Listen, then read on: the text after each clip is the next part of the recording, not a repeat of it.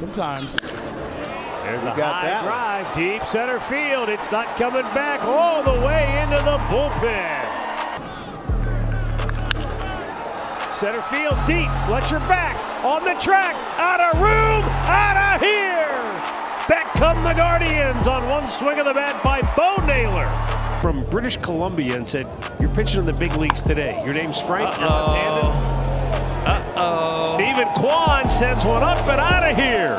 The Cleveland Guardians really weren't expected to do anything coming into this 2024 MLB season, and really, they never are, because nobody outside of Cleveland ever pays any attention to this team. And despite having cheap owners and not being able to keep star players, the front office and scouting department does a fantastic job year in and year out bringing in and developing players. And after a 10-game sample, I am ready to say that this is the team that should win the AL Central regarding a ton of serious injuries, which is very common with Cleveland sports teams. I mean, we already just found out that Shane Bieber is done for the year already. But I think the Guards have the depth to deal with this loss, but they can't afford any more. Before I get into everything in this video, I would really appreciate it if you would drop a like and subscribe. It only takes 5 seconds, plus you can always change your mind. We are on the road to 20k subscribers, and with your support, I believe we can get there super fast. Alright, so the Guards started off the season against the Oakland Athletics in Oakland, and this was honestly such a weird series, but a great way to kick things off.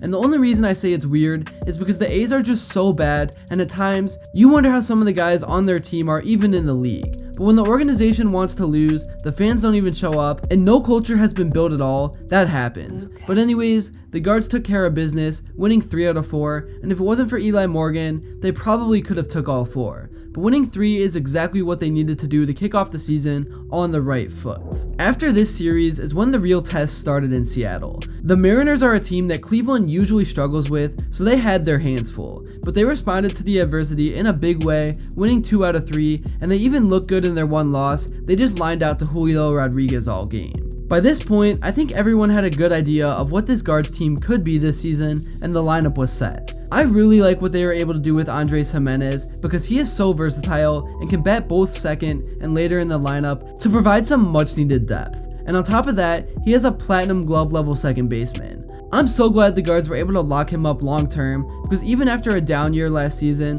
I still think he is something special and his contract is great value. And I guess continuing on the path of talking about specific players, I am really excited about the Naylor brothers and the future ahead with them. Josh has already proven that he rakes, and Bo has shown many flashes of his potential, but there definitely has been some really bad downs for him so far. But he just hit a walk-off against the White Sox as I'm recording this video, so I want to talk about him on a high note. And the great thing is that he really shouldn't feel too much pressure. Cleveland isn't asking him to be a star. He just needs to be serviceable and not a guaranteed out, like Austin Hedges. Anyways, moving over to the other side of the infield, we already know all about Jose. He is the franchise player and is always one of the most underrated players in the league. But at shortstop is where it gets interesting because as of right now, Rocchio has the nod as the starter, and he has flashed the leather a ton in the early part of this season. And you can already tell this fan base doesn't like Arias, and I don't really blame them. He just can't hit.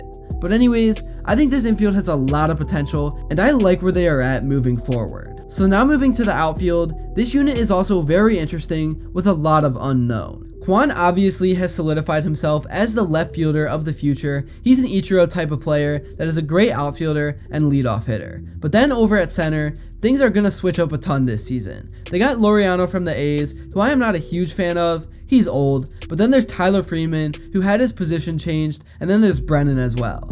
I'm so glad the team was able to get rid of Straw, but now they literally only have 4 or 5 outfielders. But that's good, because guys will get their playing time, and will be able to get in a rhythm. And obviously the elephant in the room is that Chase DeLauder will eventually be called up, and he is an absolute stud. And then moving on to the pitching staff, this is the group that can really make this team's season. Unfortunately, they already lost Bieber, as I said earlier, who was looking like he was going to put together a Cy Young season early on. But they still have 4 to 5 other guys who can also put together a below 3 ERA, but they just can't afford any more injuries. This city seriously is cursed in that regard. Anyways, for the bullpen, the Guards don't really have any big names outside of Class A, but the guys they have get the job done, credit to the coaching staff, and they are going to need to be really good throughout the course of the season because we all know that this team plays in a lot of close games.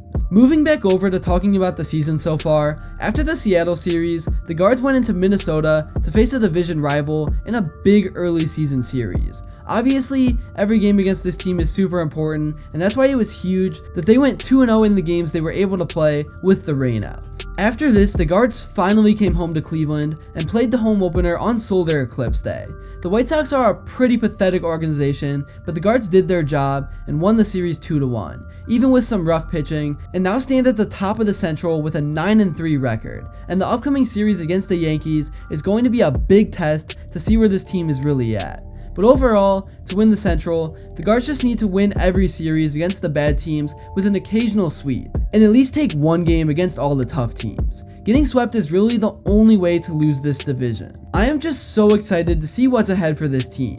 It seems like they have been building for the future the past few years, and we are finally starting to see it all in action. I know there's still a long way to go, but I like where this team is headed, and starting off 9-3 was a huge deal for setting the tone early on. Moving on from Tito to Stephen Vogt was definitely a culture shock, but honestly, I think some of the fans might have been right. It was time to make the change, and Tito was holding some of the guys back with his loyalty to the vets. It's just really nice to see the buzz for Cleveland sports right now, because even with the Cavs' recent struggles, they are still about to head into the playoffs with the possibility of anything happening. And then the Browns made a bunch of moves in the offseason so far, and the Guards, of course, are off to this red hot start. That's really all I have to say for this video. Thank you all so much if you made it to this point, and if you enjoyed and haven't yet, make sure to drop a like and subscribe, because your support truly means the world. And until next time, I will see you all later.